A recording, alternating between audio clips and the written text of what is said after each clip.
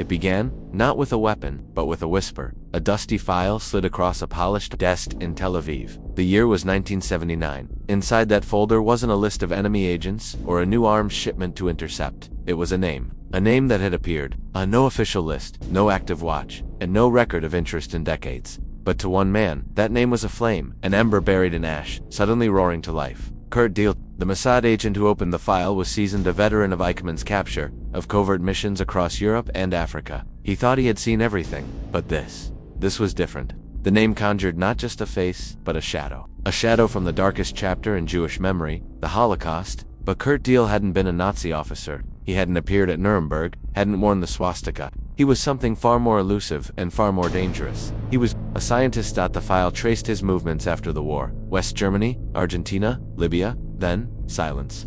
Until now, what triggered his reappearance wasn't espionage. It was a shipment of gas canisters intercepted in southern Lebanon. The markings were fake. The trail had been meant to disappear. But one serial number remained. It matched a batch designed in the 1960s by a defunct German chemical lab, a lab Diehl had helped create. Mossad's internal investigation began quietly, almost reluctantly. There were more immediate threats: the growing instability in Lebanon, the rise of the PLO, nuclear rumors in Iran. But something about Diehl that nagged. He wasn't on anyone's radar. Yet the patterns were there, hidden between shipments, forged documents, and medical research fronts in Europe. The deeper they looked, the more disturbing the picture became. Kurt Diehl had been born in Dresden. In 1913, a gifted chemist from a young age, he was recruited during the war into the Nazi scientific apparatus. But unlike his colleagues, Diehl didn't vanish in 1945. He didn't take asylum under Operation Paperclip. He didn't die in the rubble of Berlin. He slipped away, with help. His post-war trail led through South America, like so many others. But he didn't settle into quiet retirement like Mengele or Bormann. Instead, Diehl kept working, developing compounds, selling chemical formulas, advising military labs in countries hostile to Israel. In 1965, he was photographed blurry and from a distance entering a research facility outside Tripoli. The building was later bombed in an Israeli airstrike. But the man had vanished again. This wasn't just a chase. It was a phantom war. The question was why? Why dedicate Mossad resources to chasing an old man, a ghost of the past? Why prioritize a decades-old chemist when the Middle East was boiling with new threats? The answer came not from Tel Aviv, but from a dusty safe house in Paris. A Mossad double agent embedded in a Syrian procurement cell passed along a simple message: the professor is alive. He's building again. The codename The Professor appeared only once before in Israeli archives. In a classified report from 1958 about chemical weapons development in Cairo, that program had been shut down, or so they thought. What if Diehl wasn't just alive, but active? Mossad director Yitzhak Hofi made a decision, quiet, final, and off the record. There would be no official operation, no papers signed, no government awareness, only a directive, passed to one of Mossad's most elusive units, Keshet, the Shadow Team. Their mission: find Diehl, confirm his identity, neutralize the threat. No court, no arrest, no extradition, only silence. The hunt began with old assets, smugglers, forgers, ex-intelligence officers from East Germany, and a handful of disavowed French agents with ties to North Africa. It was like chasing smoke. One contact led them to Vienna, where a Czech chemist claimed Diehl had attended a clandestine conference on organ office fates in 1976. But when Mossad agents arrived, the hotel had been torn down, the registry lost. Another lead pointed toward Argentina, where a former Nazi pilot remembered seeing a pale German man consulting for a pharmaceutical lab. But by the time the team arrived, the lab had burned arson. It was as if Diehl moved one step ahead, always, or someone was helping him. By 1983, the hunt had cost Mossad 3 field agents, hundreds of thousands in shadow budgets, and still, no face-to-face sighting. Tensions mounted inside Mossad. Was Diehl even real? Was this pursuit the obsession of an aging intelligence machine haunted by ghosts? Then came the break. A low-level asset in Zurich, an old banker with ties to former SS officers, contacted Mossad. He had a signature, a bank account linked to the name Karl Diem. Dormant for years, had been reactivated. Funds were moving to a location in Sudan. That was the first time since 1970 that Diehl's trail had crossed with a living identity. Mossad moved quickly, dispatching a 3-man team to Khartoum. What they found shocked them: a compound on the outskirts of the city, guarded not by soldiers, but by scientists. Inside, under the cover of a pharmaceutical research center, was a fully operational chemical lab, built to test and refine nerve agents. Some formulas matched patterns once developed by Nazi Germany. Others were new and more efficient. But most chilling of all were the blueprints. One document bore a signature, faded but legible: K. Diehl. It wasn't just a confirmation, it was a declaration. Kurt Deal was not hiding. He was preparing for something Mossad had. Its proof. The question now was what to do with it. Assassination was risky. Deal lived behind a wall of deniability. The lab was in Sudanese territory. Any strike would spark international outrage, but the team on the ground argued otherwise. "This man is not a scientist," one agent wrote in a field report. "He is a weapon, and he was building something far worse than a bomb." Back in Tel Aviv, a storm brewed inside Mossad leadership. Political caution clashed with operational urgency. But behind closed doors, Hofi was clear. "We will not let history repeat itself, no matter how long it takes." And so, the 30-year hunt for Deal, the ghost scientist, became more than an intelligence operation. It became a symbol, not of revenge, but of justice denied. Khartoum was a furnace thick with heat, dust, and secrets. When Mossad's Thremen unit crossed into Sudan in 1984, they carried no weapons, no passports, no official mission. Only a photograph, a faded scan of the document signed by K. Deal, and one chilling question echoing in their minds. What was he building, and for whom? Inside the compound, the agents posed as medical suppliers. The facility itself appeared legitimate, clean, orderly, even modern for the region. Rows of test tubes, charts, chemical processors, everything screamed pharmaceutical, researched, but beneath that exterior, subtle signs betrayed the truth. Lead-lined storage rooms, overlapping inventory reports, anomalous amounts of sarin-related precursors hidden among orders for asthma medication. This wasn't a drug lab, it was a weapons factory. Indo Deal was not physically there. His presence was woven into every hallway, his handwriting on protocols, his chemical formulas etched on CHALKBOARDS. It was a ghost's signature. The team made contact with a janitor, an Eritrean man who had worked there for years. Quiet, observant, ignored. When shown the name Kurt Deal, he squinted, then nodded slowly. "No deal," he said, tapping his forehead. "But they call him the Pale Father." He mimicked a man with thick glasses, a trembling hand, old but his voice. Very strong, angry. And just like that, the ghost had a face again. The janitor said Deal came only at night, arriving in black vehicles without plates, escorted by Arab men in tailored suits. The visits were short, precise. He would inspect documents, give orders, then vanish. "Where does he stay?" the Mossad agent asked. A shrug. "They say Libya." That single word flipped everything. Libya. In the 1980s, it was the wild card of the Middle East, ruled by Muammar Gaddafi, unpredictable and deeply hostile to Israel. If Deal had found protection there, the stakes had just escalated tenfold. Back in Tel Aviv, Hofi listened to the report in silence. When it ended, he stood, walked to the window, and muttered a phrase only a few understood. Alem bet, a world within a world. The decision was made. Escalate the operation. The next move came from the sky. In early 1985, Mossad's Unit 8200 intercepted encrypted Libyan communications. The chatter wasn't about military maneuvers. It was about Shipment Omega, a mysterious transfer scheduled from a research facility near Sabah, deep in the Libyan desert. To a foreign buyer, one message stood out.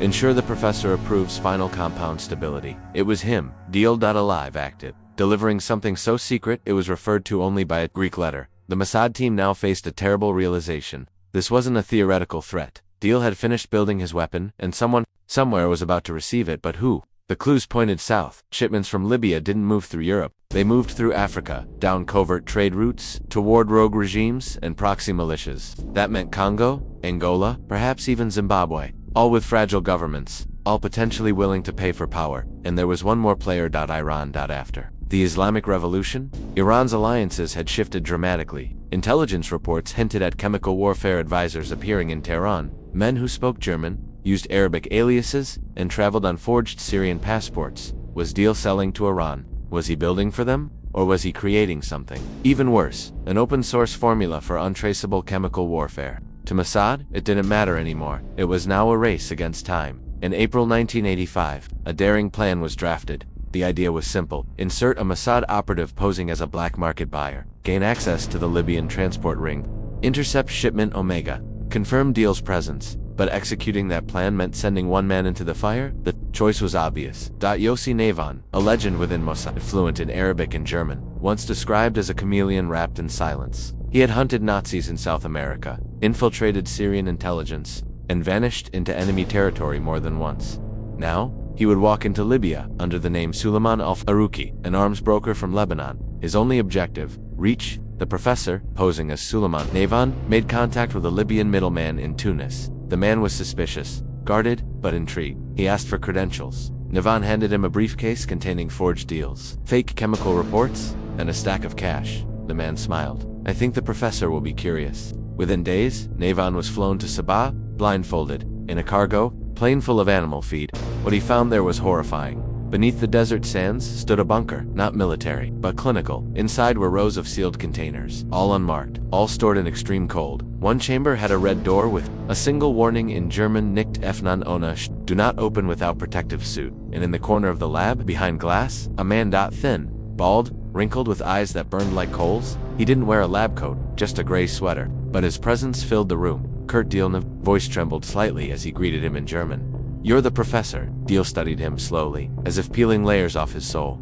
I am, he said. And you're late. For 3 hours. They talked. Diel spoke of molecules like they were art, of toxins as if they were language. He discussed theoretical dispersal models, urban vectors, resistance patterns, no moral hesitation, no ideology, just cold fascination. Navon pretended to be impressed. Inside, he was sick.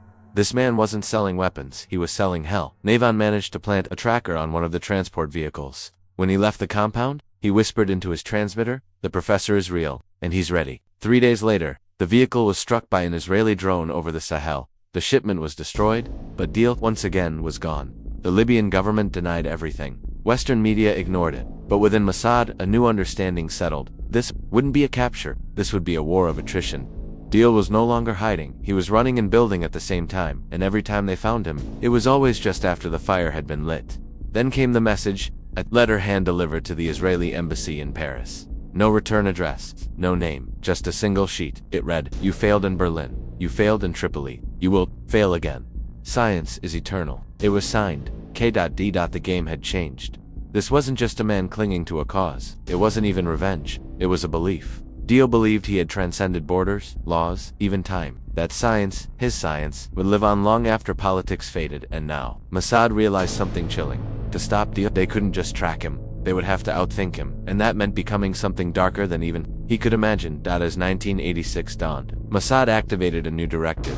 Forget diplomacy, forget plausibility. From this point forward, Diel was a target of elimination. No trials, no warnings, no signatures, only silence.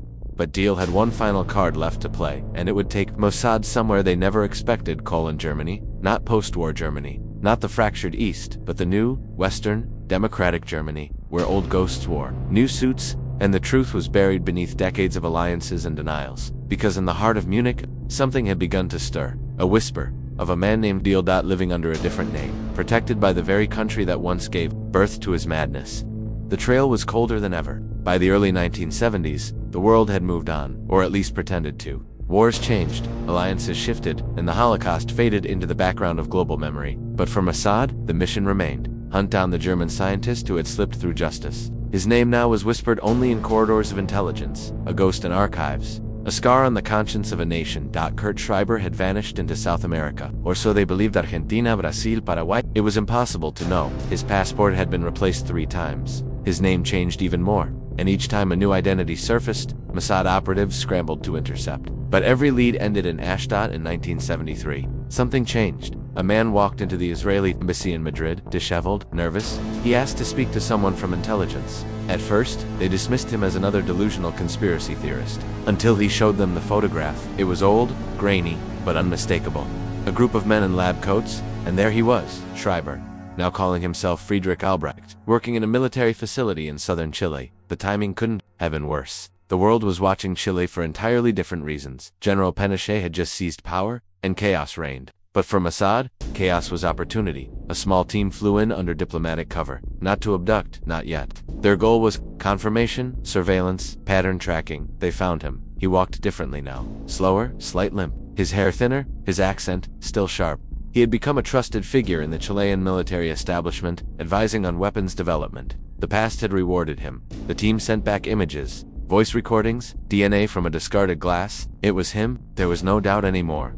And then came the decision. What now? Mossad had authorization to kill. This man wasn't just a war criminal, he was dangerous. He was still building weapons, still a threat to Jewish lives. But Israel's leadership hesitated. The political cost of an assassination in Pinochet's Chile was immense. A botched operation could jeopardize fragile international relations, so they watched. 4 weeks, agents tailed him. He jogged every morning at 6. Read German newspapers flown in specially for him. He lived modestly, but not humbly. His compound was protected by military guards. No one could touch him. Then one day he vanished again. This time, the trail went completely dark. All signs suggested he'd left Chile, but no one knew where. Some said Bolivia, others hinted at a new identity in Austria, slipped in with fake documents after a diplomatic exchange. One source claimed he'd died of cancer in a private clinic in Zurich. Another swore he was alive and working for a private arms dealer in South Africa. By 1976, the case was classified as inactive. But to one man in Mossad, it never was. His name was David Liran, a second-generation Holocaust survivor. His grandparents had been experimented on in Auschwitz. Liran had read the testimony, graphic, soul-wrenching, unerasable. He'd joined Mossad with one obsession, bring Kurt Schreiber to justice, and he refused to give up for over a decade. Liran followed every whisper, every blurred photograph, every intercepted phone call in German-accented Spanish. His career suffered. He missed promotions. He was mocked in closed-door briefings. Chasing ghosts, they said. But in 1983, he got his break. A shipment of high-grade military explosives intercepted off the coast of Italy had a surprising signature, a unique chemical compound tied to a technique Schreiber had pioneered during the 1960s. No one else used it. No one else even knew it existed. Liran traced the source to a private research lab in Johannesburg. The lab was hidden in plain sight. Officially, it belonged to a South African pharmaceutical company, but Liran's sources confirmed, behind the facade, chemical weapons were being developed, quietly funded by the apartheid regime. And then came the name Dr. Ulrich Weber. Too clean, too German, too fake. Liran was convinced Schreiber was alive, and once again, behind a new mask, Mossad debated. Again, assassination was considered, so was abduction. But South Africa was a political minefield. Israel needed apartheid South Africa for intelligence, cooperation, and arms trade. Any operation risked igniting a scandal. Liran was ordered to stand down. He did single quotes too, using his own network. He flew to Johannesburg under an alias. His plan was simple: infiltrate, observe, confirm. For weeks he watched Weber, studied his movements, spoke to former lab employees. One of them, a janitor, recognized a photo from Auschwitz. He paid me to keep quiet, the man said, trembling. Liran called Tel Aviv. They said no. He acted anyway. On a rainy night in July 1984, Liran broke into the scientist's home. Alone, no backup, armed with a silenced pistol and a small recording device. The goal wasn't to kill, it was to record a confession. He waited in the dark. Schreiber entered. Liran stepped out. Kurt Schreiber. The old man froze. Who are you? Your reckoning. A silence fell. 4 seconds. Then Schreiber laughed, a dry, cruel chuckle. You think you can judge me? He said. I was building a future. You were born from a past that should have died in the fire. Liran pressed the record button. Say your name? Schreiber smiled. I am no one, and soon, you'll be the same. He lunged. A scuffle broke out. The gun fell. Furniture shattered. A glass table exploded under their weight. Blood splattered, and then silence. Liran emerged, limping. His shoulder cut. Schreiber lay unconscious, breathing, alive. The local police never came. The government covered it up. And the man known as Ulrich Weber was quietly flown out of South Africa 3 days later, destination unknown. But Liran knew. He'd made a deal, one that broke protocol, nearly cost him his badge, but delivered justice in silence. Schreiber, or what was left of him, was locked in a hidden Israeli facility. No trial, no announcement, just a silent reckoning, buried from history. And still, no one talked about it. Liron. Forced into early retirement, disappeared from public view. His report was classified, his role erased. But those who knew, the few, understood. He had one. Or had he? Because the story doesn't end there. In 1992, nearly a decade later, a journalist in Berlin received a package. Inside was a diary, yellowed, faded, the name on the cover, Kurt Schreiber. The contents would shake everything and raise one terrifying question: was he ever really caught? The room was silent. Only the rhythmic ticking of a vintage wall clock broke the stillness. On a wooden desk lay a manila folder, its contents yellowed, edges curled from time and frequent handling. Inside were documents marked in Hebrew and German, paperclipped to the top. A grainy photo of an older man walking through a plaza in Buenos Aires. The caption, Gerhard Müller alias Dr. Klausreiter. It had taken Mossad years to get this. Years of false leads, rumors, and outright fabrications. Müller had vanished after 1954 like smoke in the wind. But the files didn't lie.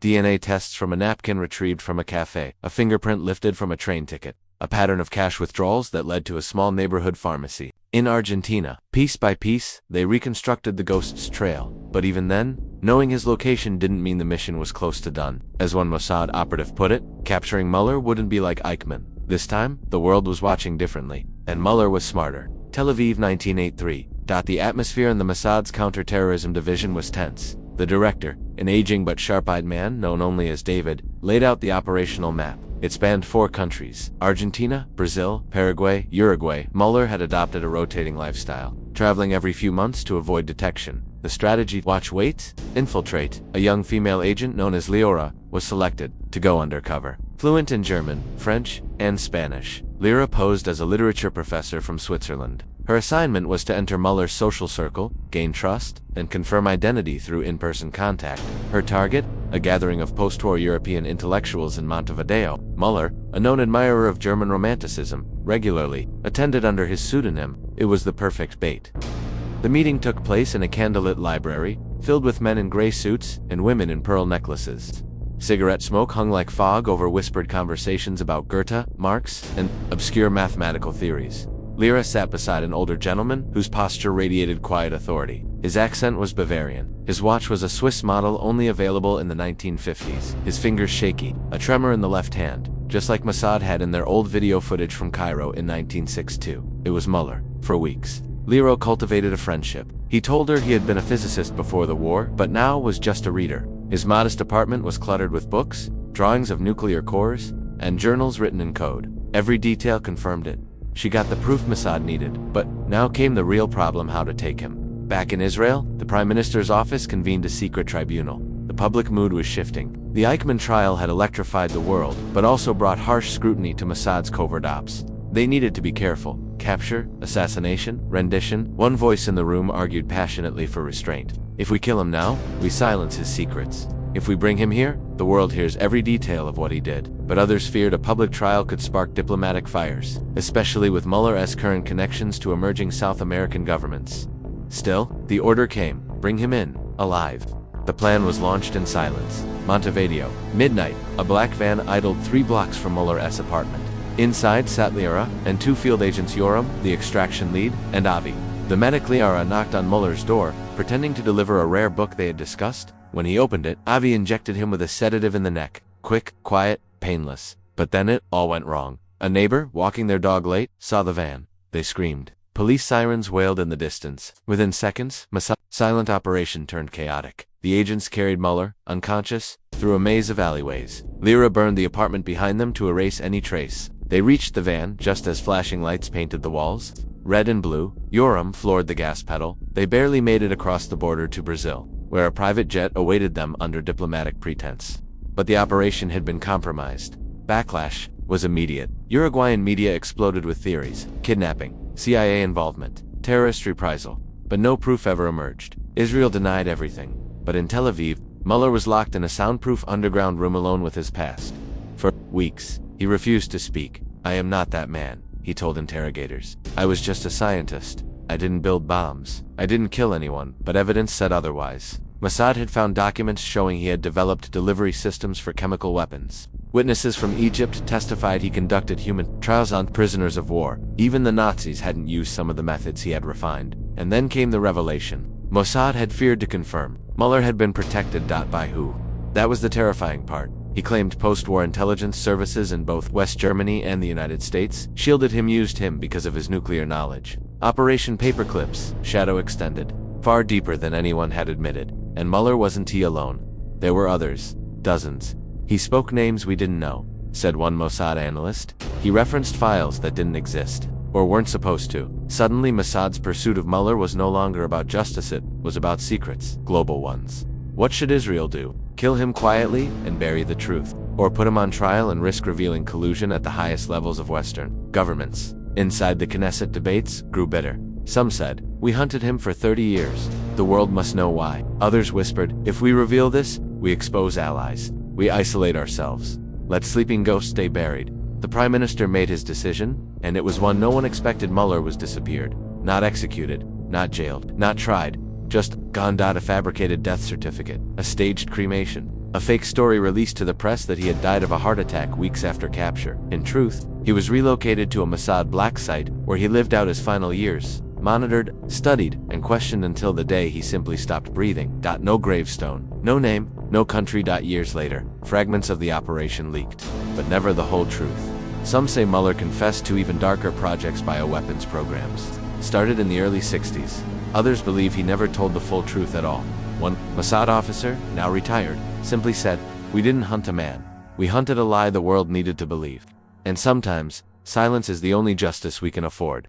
The streets of Sao Paulo were drenched in a golden haze as the sun began to fall behind the skyline. The year was 1994, and for a moment, the city pulsed with the usual rhythm of life, honking horns, street vendors shouting, music spilling from open windows. But in one quiet neighborhood, a team of Mossad agents was moving into position. This wasn't a raid. It wasn't a kill order. It was something colder, final, and deeply personal. In a modest apartment tucked away behind layers of vines and weathered stone, Dr. Hans Muller, once known as Gerhard Reinecke, sat in silence. He had lived here for nearly 20 years under his new identity, a phantom among the living. His neighbors thought he was a retired professor from Germany. Quiet, polite, always wore the same beige jacket. No one suspected that he was the last living link to a series of horrific human experiments conducted under Nazi command, and the Israeli government had finally located him. The operation had taken nearly 2 years to verify. DNA analysis, facial recognition, interviews with old informants. His face had changed, but his gait, his slight limp remained the same. His mannerisms, even his handwriting, had sealed it.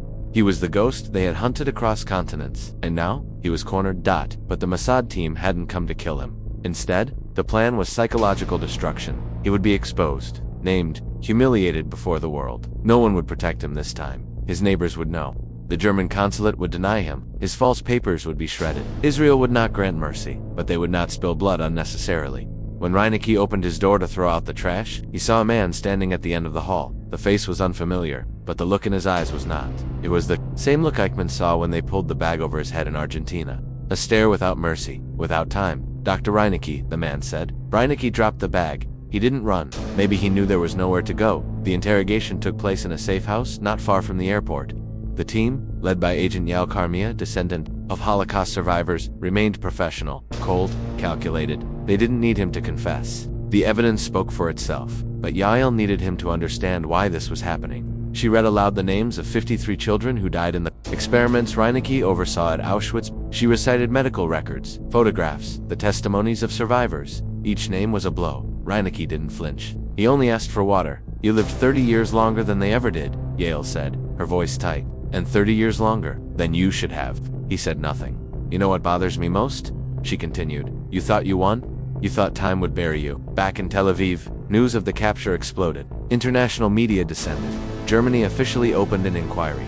Brazil was forced to admit they had overlooked several visa irregularities in the 1970s. Jewish organizations around the world praised the operation, but not everyone agreed with Israel's decision not to execute. Some called for immediate death, others wanted a public trial. But for Mossad, this wasn't about vengeance, it was about exposure. They released a detailed dossier to the press. Photographs, aliases, transcripts. There would be no trial, no dramatic courtroom spectacle, just truth, cold and undeniable. And Reinecke, he was handed over to German authorities under pressure. But the move was symbolic. He was 86 years old, too frail. Some said, too late, others cried. But to survivors, it wasn't about punishment anymore. It was about recognition. For decades, they had screamed into the void, telling stories no one wanted to believe. This was confirmation. Justice, even if delayed. One of those survivors, Miriam Goldstein, had testified at the Eichmann trial decades earlier. She was 92 now, but sharp as ever. When she saw Reinecke's face on the news, she sat in stunned silence. Her granddaughter asked if she was okay. "I remember his eyes," Miriam whispered. "He watched everything like he was studying insects. We weren't people to him." The family gathered around her. For the first time, they heard details she'd never shared: how Reinecke had taken blood samples from her sister every morning until the girl collapsed. How he'd made notes during her seizures. How, when the girl died, he simply turned and walked away. Now, Miriam could finally sleep. Behind the scenes, Israel's intelligence community began to analyze the aftermath. Had they waited too long? Could they have acted sooner? But within Mossad, there was quiet pride. The operation had lasted 30 years, crossing generations of agents, files passed from hand to hand, surveillance maintained through political upheaval, budget cuts, and changing global alliances. And none of it had leaked. Agent Yael returned to Jerusalem, where she received a small box from an older agent who had worked the Reinecke file in the 1970s. Inside was a photo of a child, Yael's grandfather's younger brother, taken before the war. His name was Levi. He died at the hands of Nazi doctors. "This is why we wait," the agent said. "This is why we never forget." In Germany, Reinecke never stood trial. He died of a stroke in 1996 in a prison hospital. There were no mourners, no funeral. His ashes were scattered anonymously, but the ripples of his capture extended far beyond his death. New investigations into Nazi scientists living under false names were opened across South America and Eastern Europe. Files long buried in German archives were declared, and for the first time, several governments publicly apologized for sheltering war criminals under the guise of Cold War utility. The hunt for Reinecke had become a symbol, not just of Mossad's reach, but of Israel's unrelenting promise that the crimes of the Holocaust would not fade into myth. That names, no matter how deeply hidden, would be dragged back into the light. In 1999, a memorial was built in Tel Aviv, listing the names of every Nazi scientist known to have contributed to human experimentation. It included those who had been captured, those who had escaped, and those never found. At the bottom, a line read, "We remember not just the crimes, but the silence that followed them." Back in São Paulo, Reinecke's former neighbors were stunned. The kind man who gave chocolates to children and read books in the park turned out to be a monster. Some refused to believe it. Others burned the bench he used to sit on. But in one corner of the city, a small Jewish community gathered to light candles, not in vengeance, but in remembrance. One of the elders said, "Justice isn't always loud. Sometimes it whispers." They say history is written by the victors, but in Israel's case, history is hunted relentlessly, across oceans and decades until it's forced to speak, until the ghosts have names, until silence has no place to hide.